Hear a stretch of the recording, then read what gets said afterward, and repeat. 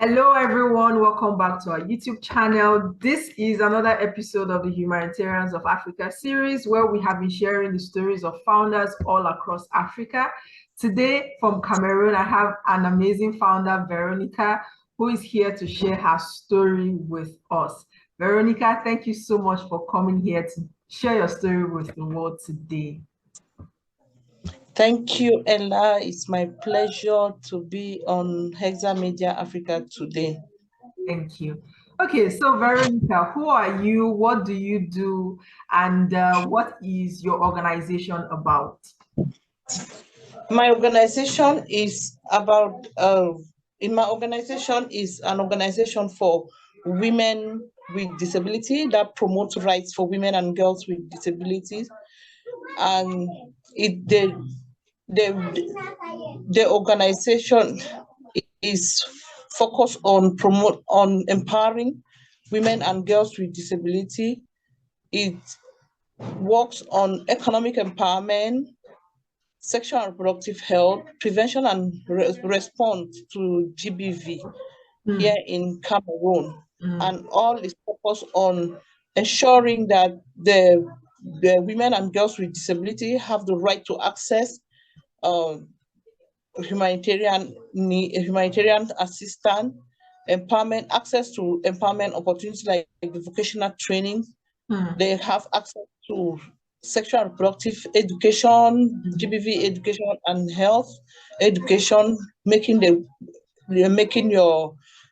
we advocate with stakeholders and other development actors to ensure that their policy are gender and disability inclusive, and making sure that the specific needs of women with disability are intentionally prioritized here in Cameroon and in Bamenda, where we are based. Wonderful. Well done on the work that you do. So it seems like you forgot to tell us about you. So there are many people who are listening to us today that do not know who you are and why exactly you decided to focus on women in disabilities. So do you mind sharing with us who are you, the work you have done so far personally in your advocacy work, and why women with disabilities?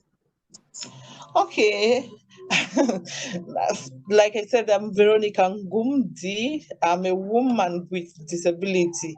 So my focus on women and girls with disabilities because I'm a woman with disability. I was born with a disability. I was born with a physical impairment called the clubfoot deformity that is on my right leg.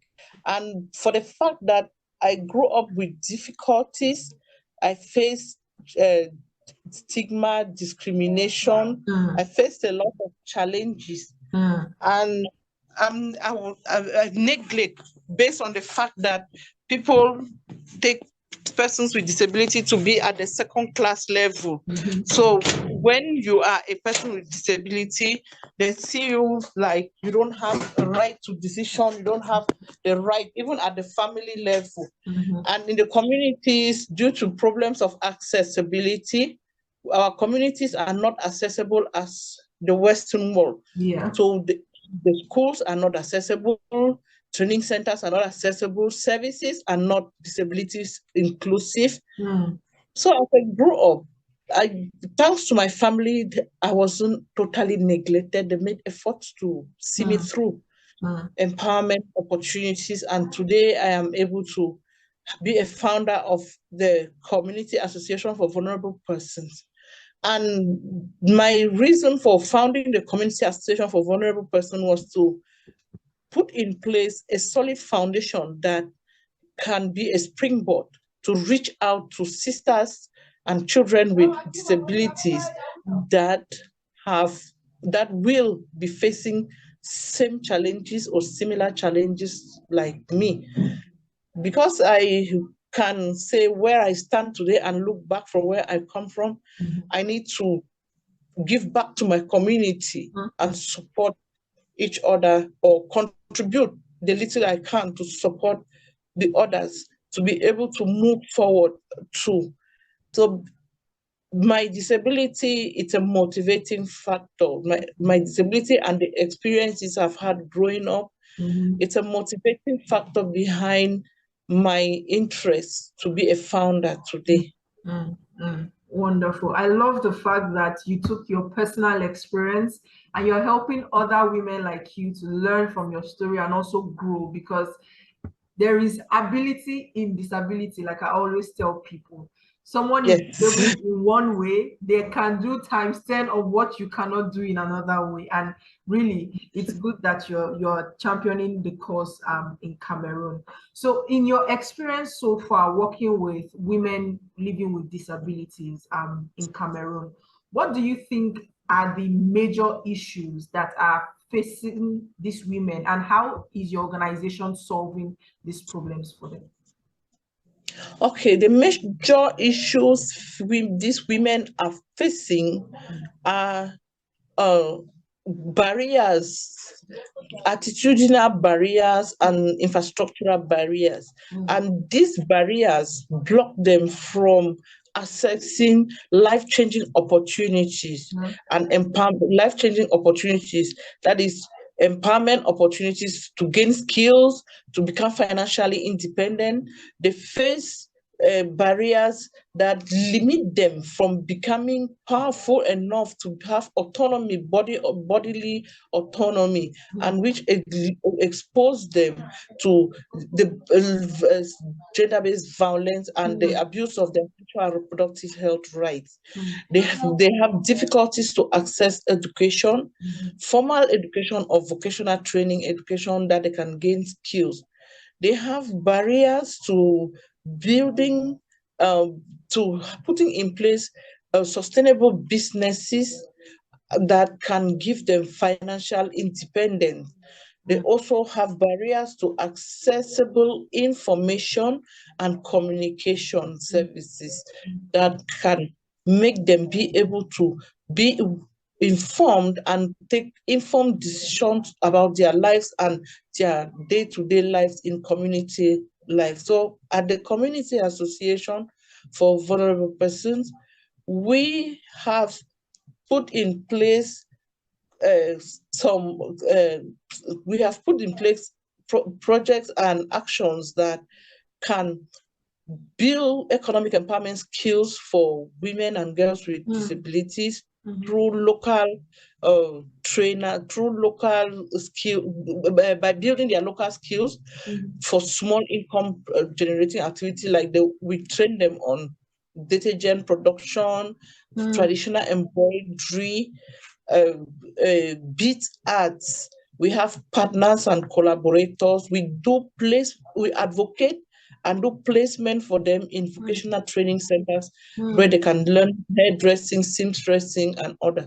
And for those who want to have access to formal education, we also do advocacy on that. Then we have also put in place a project that we digitally train them. We train them on basic digital skills and the positive use of the internet and the social media. This is to close the digital gap, because there is a wide digital gap for women with disability and the community. So while we give them basic digital skills, it is to also encourage them to understand that you can report cases of abuse, identify and report cases of abuse even online, and access services. And once you can speak, you can be able to access services. So we also have community educative talks, and we organize trainings on sexual and reproductive health, HIV, disability, and gender-based violence. We work with a lot of stakeholders on the ground. The UNFPA, we are a member of the GBV sub-cluster of UNFPA here in Cameroon, Northwest region. We are a member, and through the UNFPA sub-cluster, we always access dignity kits to support these women with disability and other vulnerable women. We are also working with the Cameroon Baptist Convention Health Services in Cameroon, that we access some empowerment opportunities and support women with disabilities.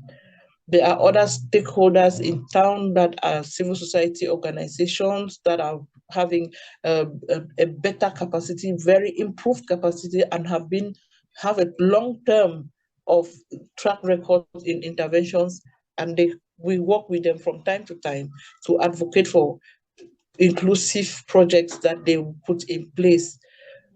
Presently, we have support from a project on Feminists in Action, okay, which is Feminists in Action project of the and through Care International, that is supporting our organization to have core funding, which we have never had before. So we have some core funding now from a Feminist in Action project through Care International, and is supporting us to have a stronger team that we can also impact more, and we have improved on our areas of intervention and our activities. So basically, that is how our work is centered, and we carry on activity based on the needs that we prioritize. Wonderful, wonderful. You seem to be doing an extensive work, so much work. How are you able to manage this huge responsibility that has been placed upon your shoulders? How are you able to manage it? Okay, though we don't have funding, but we have a very committed, strong team that committed to volunteer their time, their skills, their expertise to reach out. The CAF has a team that we have a very powerful finance officer, we have a communication officer, we have a powerful administrative assistant, a health officer, and then me with my long-term experience on projects, I coordinate most of the project activity, and all of us, most of the time, take part in training, a lot of training for civil society organizations. We have opportunities that we participate in training workshops on project cycle management, on organizational governance, good governance. Yeah. We have trainings, and my team, the team of CAF, is always privileged to take part in those trainings. So we are always very focused, and we strategically put our work in place and ensure that we don't jam-pack activities, but we do what is just feasible, impactful, and measurable. I love that. I love that. Visible, impactful, and measurable. A lot of African nonprofits need to understand that you should be able to measure the impact that you're making, because this is what people who want to donate or fund the organizations are looking out for. And having a strong team is something that is admirable. And I love the fact that you have people who are sold out for the work. Well done. Thank well done. Well done. Thank Okay, so moving on to the gender-based violence and some of the sexually related issues that these women face. In your experience so far, what's apart from the fact that they already have disabilities, are there any specific reasons or underlying issues that you have identified that is responsible for this issue on sexual-based violence and gender-based violence and abuse of these women? Okay, apart from the fact that they have a disability, we are living in a humanitarian context since 2016, and the rate of gender-based violence has increased. And it gets worse when you are having a disability, because without yes, you cannot protect yourself. You don't have the understanding. There are some forms of violence that are perpetrated on women with disability, which they do not even understand that it is an act of violence. And particularly for a girl child in my community, she is more vulnerable to gender-based violence based on our culture, based on some cultural practices that they look at the woman to be someone who has to be submissive and be obedient in the community. And when you want to take upon yourself to defend your rights, they see you as a bad person. So for women with disability, they just face gender-based violence just like ordinary women, but theirs is at a higher degree and varies per the type of disability.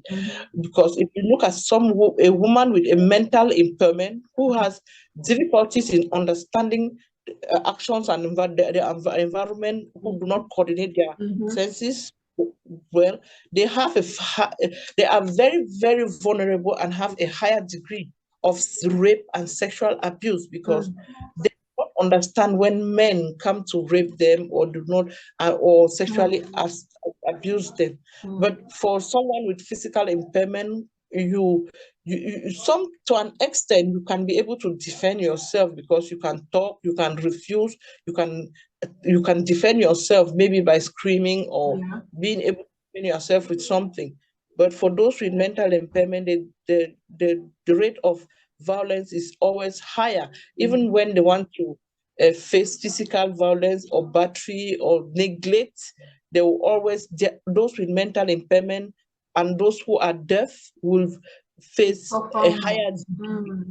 They will suffer more. And the deaf suffer too, because of the fact that sign language interpretation is not a conventional language, so it's not common. Not everybody speak it, even at the family level, not everybody speak it. They get to learn it in school. So the gender-based violence comes in relation to the degree of which it happens, based on the variation of disability and the degree of the disability. Yes. You are very right. For someone who already has a disability, it's in different degrees, like you have explained. So what do you think, in your opinion and your experience, what do you think are the best ways to manage this or to totally solve this problem of abuse for women living with disabilities?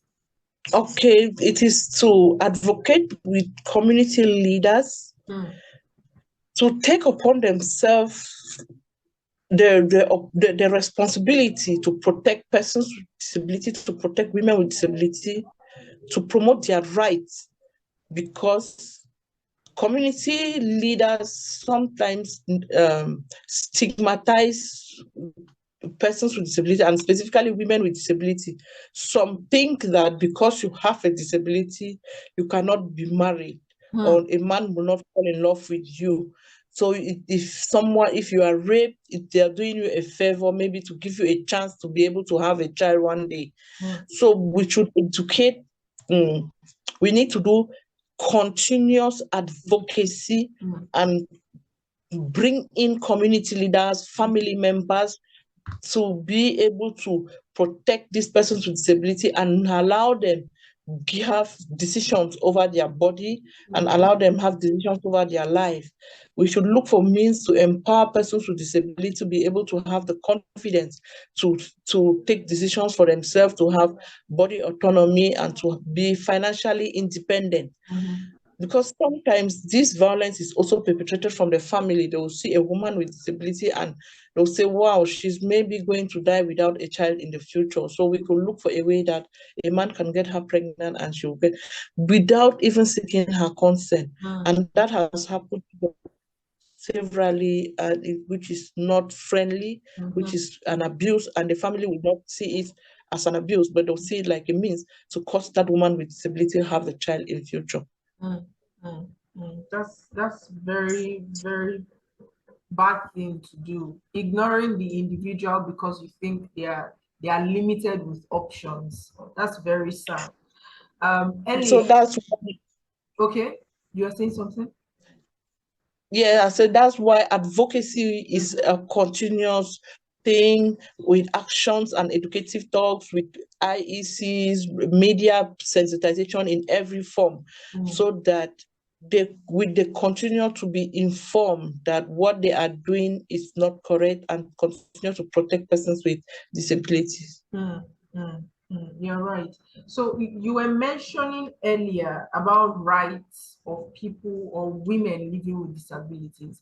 There are some people listening to us right now that do not know about these rights. So can you enlighten us? What are some rights of women living with disabilities that everyone, you and I, individuals should adhere to? Some people are not educated. So can you take 2 minutes to please educate us about these rights?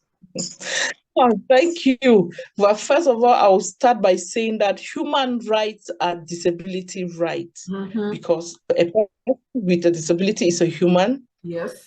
So all human rights, everything in relation to human rights are disability rights. But now, when we specifically want to talk about rights to persons with disability, we look at the human rights and look at how the community is discriminating through those rights on persons with disabilities. A woman with disability have the right to education. She wants to do formal or informal education, it is her right. She has to make that choice. She has the right to choice.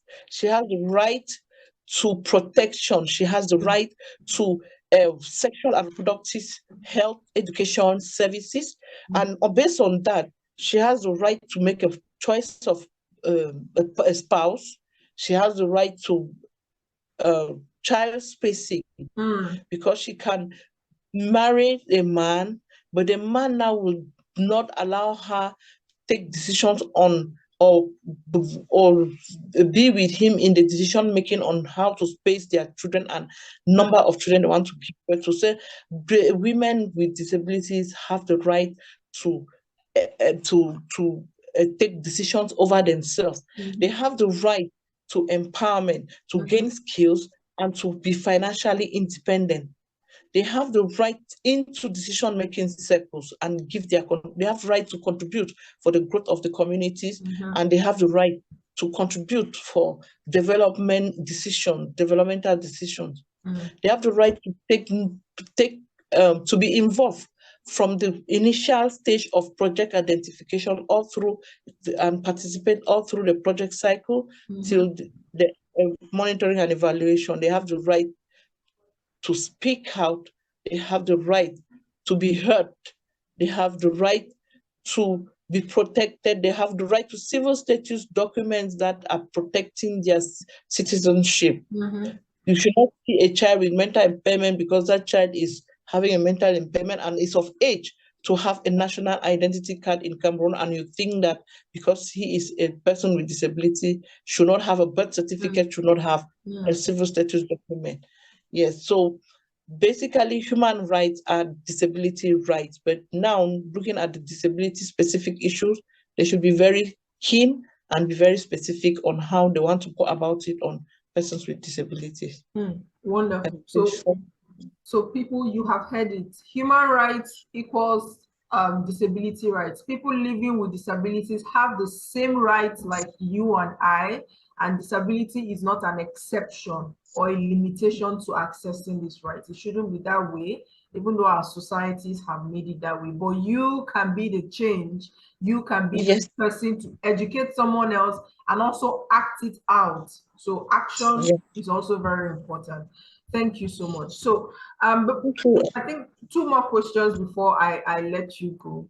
I was looking through the work that you do, and I see, which you already shared before, about a digital empowerment program for women living with disabilities. So these women are on the ground, and most of them do not have access to the internet, and all of that.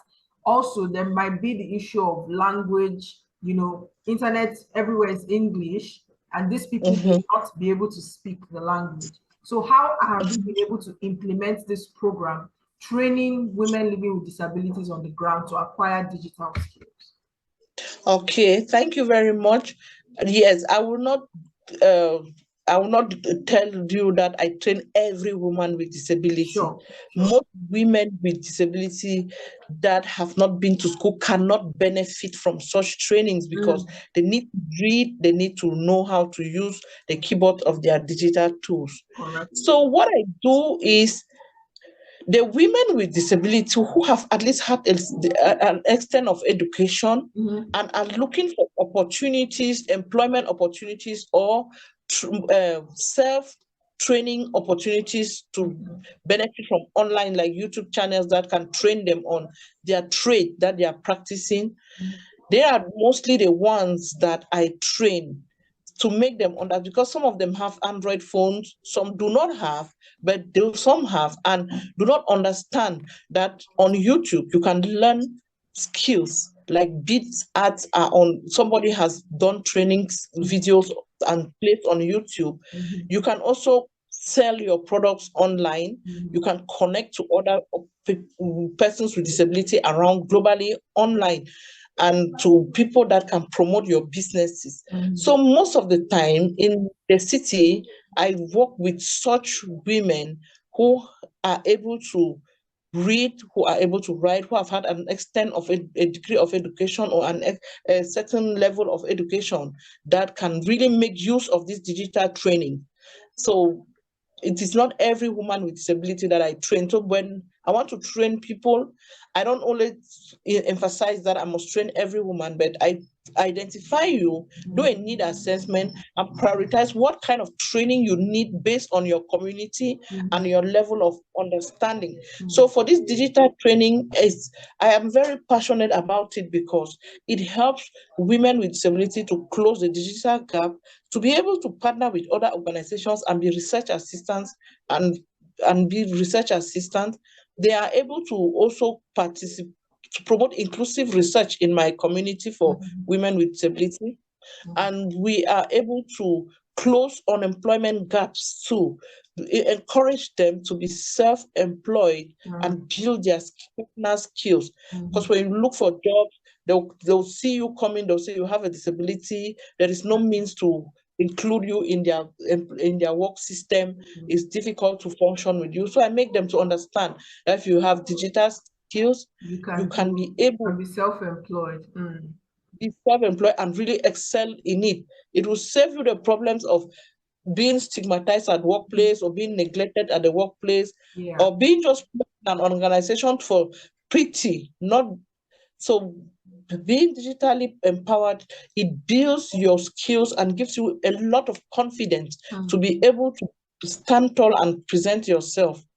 So that is how I go about it. I don't just train any woman with disability, but I ensure that I prioritize what training I have to do and to who has to benefit from this training, in order not to just waste resources because I want to train people digitally. Wonderful, wonderful. I love the fact that you have explained it to us. So there has to be a selection process, people who really need it and people who have like a background knowledge on acquiring skills. Wonderful.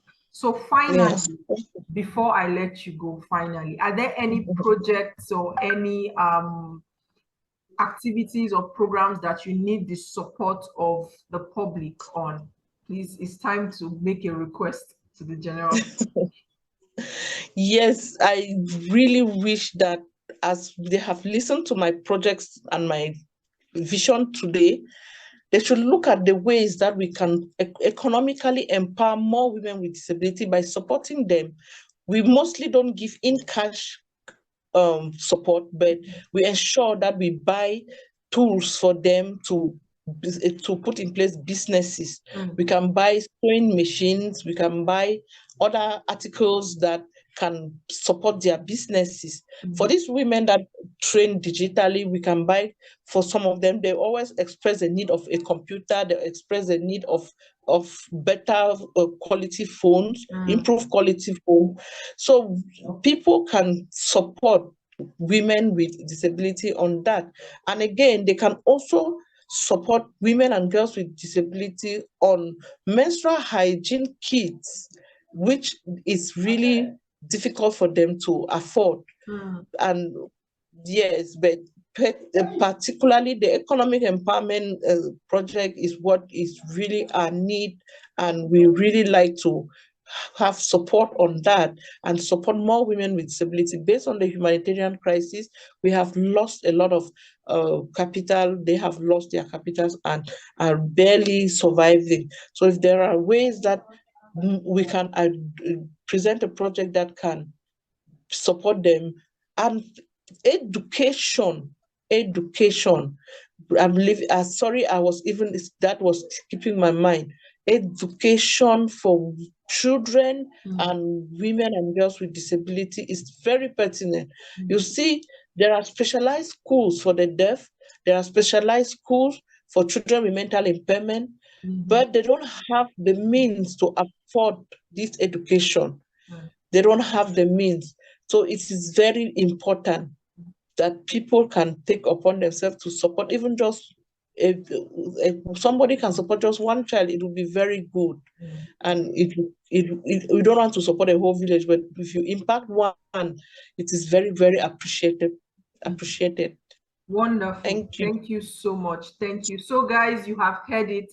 You can donate to support a child to attend school, to get an education. You can also help by providing resources for these women who want to acquire skills, who want to start up their businesses so that they can be economically empowered. So as usual, the contact details to Veronica is on the screen, also in the description box. Please feel free to reach out, send an email, or send a message, call, anything. Please just reach out and do your quota. As usual, I would always say, share this video too, because you don't know someone within your network who might be interested in the work that she does and would want to support. So don't be stingy. Share this video to your network so that someone can get access to it. So Veronica, thank you so much for your time and sharing your stories with us today. It was an amazing conversation, and looking forward to doing much more with you.